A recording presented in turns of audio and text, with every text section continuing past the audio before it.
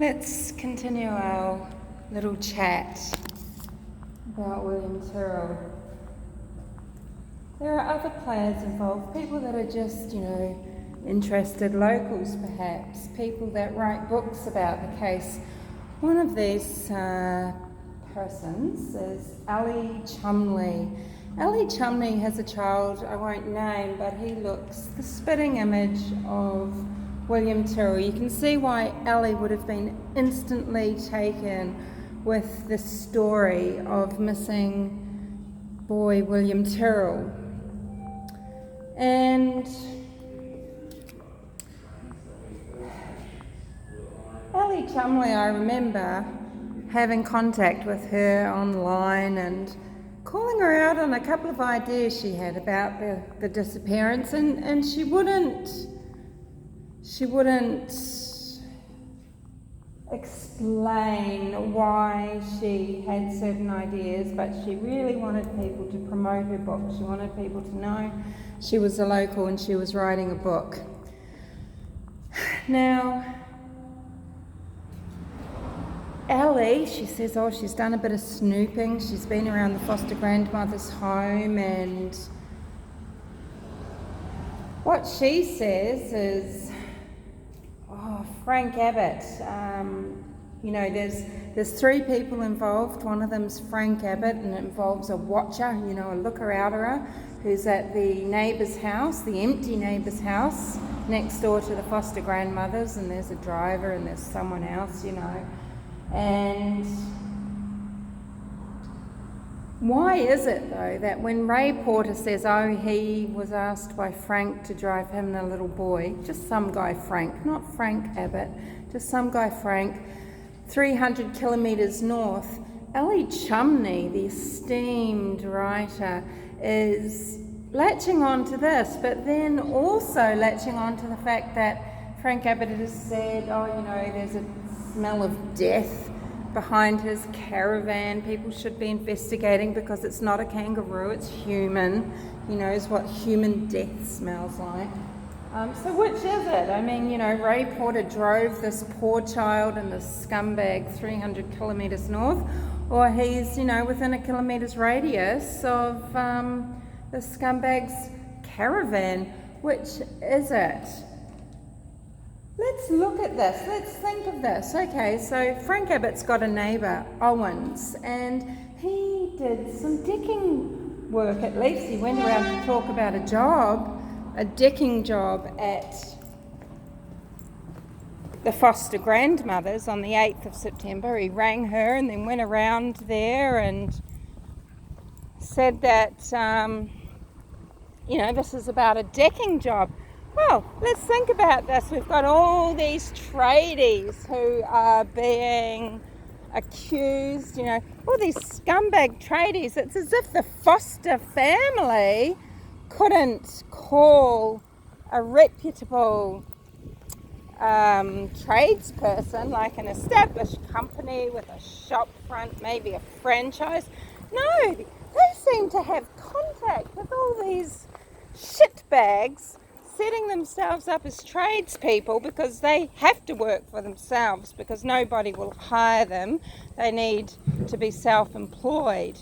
And, does anyone ever look at this connection? Isn't it easy to cast aspersions? You give me an angle and I'll riff on it. I could riff on it for hours. Okay, so what have we got here? Common denominator, foster grandmother who's ringing all these men to invite them into her home. The foster parents seem to know them. They're contacting them, and this is all work being done on a home that a foster grandmother used to share with a foster grandfather. Are these all cronies of the foster grandfather? Has anybody looked into this? And why is Ali Chumley so invested, other than the fact that her little boy is the spitting image of William with his round face and his dimply smile, albeit 4 years or so older? What connection does she have? She's a local. She's been around the traps for ages. Does she know these tradespeople? I mean, she's setting the dogs on Frank Abbott. Has she got a particular bone to pick? Is she just an opportunist, like a lot of these writers that want to make money out of true crime? They don't care very much for the true. They just decide on a narrative, which is what Ellie Chumley's done, and they run with it.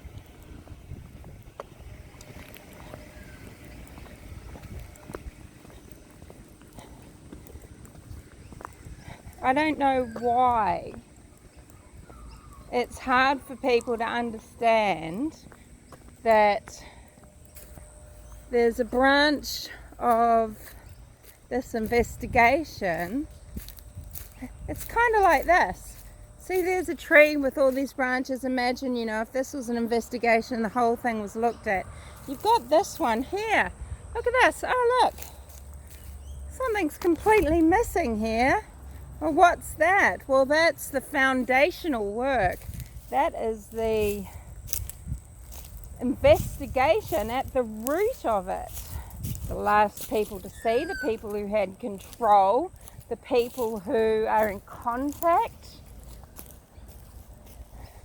with the child, who are controlling everything about his life, including the people that come into the home ostensibly to do some carpentry work and some white goods repairs. Make something of that.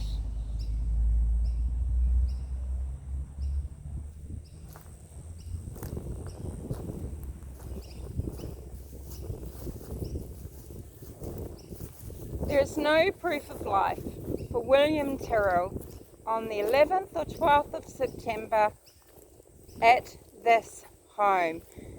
People are not helping the inquiry by writing books fantasizing about these, we could call them domestic factions, couldn't we?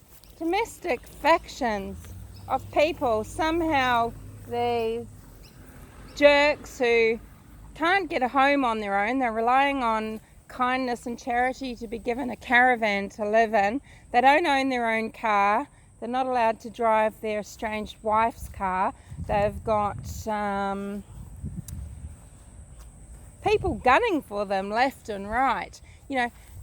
Let's just fantasize about them being this organised pedophile ring, not just a group of scumbags who like to get together and talk about this type of thing, because it allows them to experience sensations and feelings and thoughts, and it allows them to express things.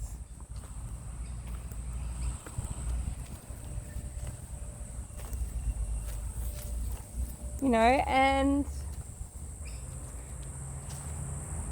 Frank Abbott's surrounding the area surrounding where his caravan is on Savage's property, sawmill property, that has been ripped apart, ripped to shreds. More money, more man hours.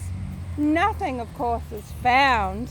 Oh, but why would it? Because it doesn't seem to make sense, does it? If Frank Abbott was driven 300 kilometres away, but he's also saying, I think William's, there's a dead body near my caravan. I mean, these people are mentally unwell. They're sick in a lot of ways, and let's just say that these cases don't bring out the best in people. They're certainly not bringing their best out in writers who don't go after the fact, and they just, want to turn a buck or help the foster family in some way, maybe, because they certainly seem to be supporting them.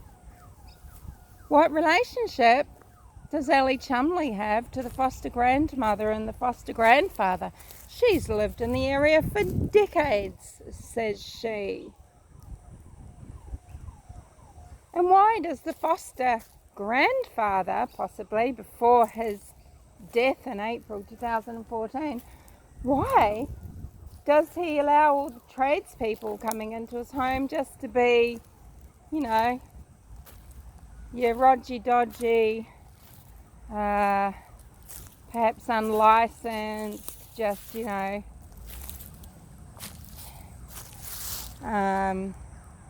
there's operators that, you know, aren't sort of these established businesses with names. Do you know what I'm saying? You know, where is she finding these people? They just open up the Trade Me and just look up for, you know, cheap, dodgy trades work.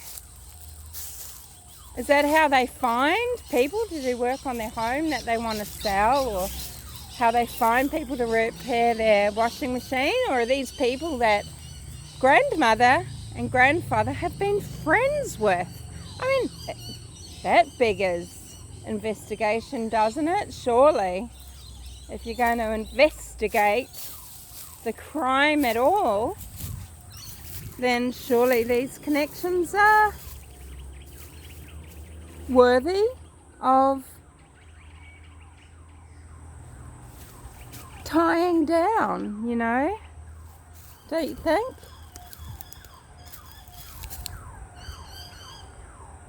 Just saying.